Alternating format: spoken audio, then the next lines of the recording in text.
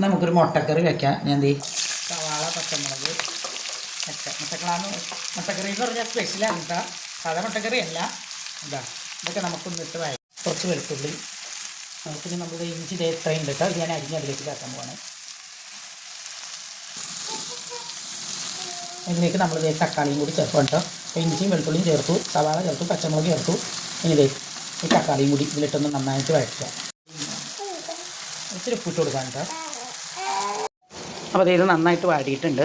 ഇത് നമുക്കൊന്ന് ചൂടാറാൻ വെക്കാനായിട്ട് മിക്സിയിലിട്ട് നന്നായിട്ട് തരിതരിപ്പായിട്ട് അരച്ചുകൊണ്ട് വരാം കേട്ടോ.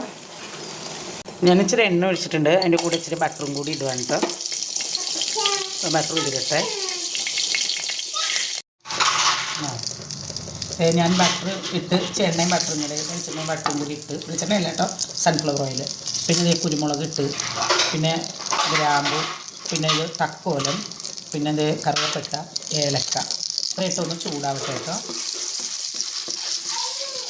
ഇച്ചിരി വേപ്പില ഇട്ട് അപ്പോൾ അതൊക്കെ മൂത്ത മണം വരുന്നുണ്ട്.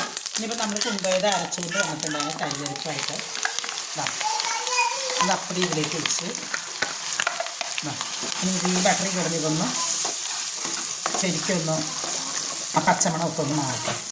കുറച്ച് അണ്ടിപ്പരിപ്പ് വെള്ളത്തിലിട്ടുണ്ടായി. ഇത്രയും തേങ്ങയും കൂടി ഇത് രണ്ടും കൂടി നമുക്ക് അരച്ചുകൊണ്ടിരേട്ടാ.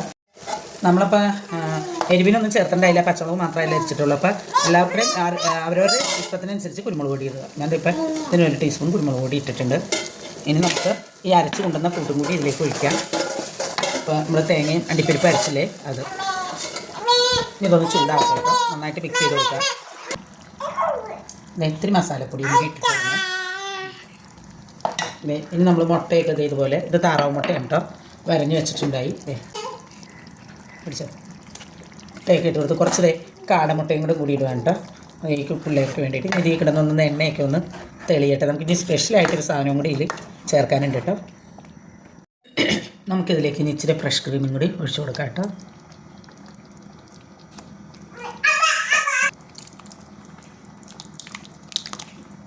ഇട്ട് കൊടുക്കാം.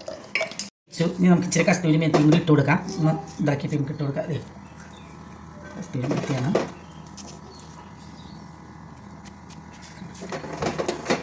കസ്തൂരി മെത്തി ഇട്ട് കൊടുക്കും. ഇനി ലേശം മല്ലിയിലയും കൂടി ഇടാം.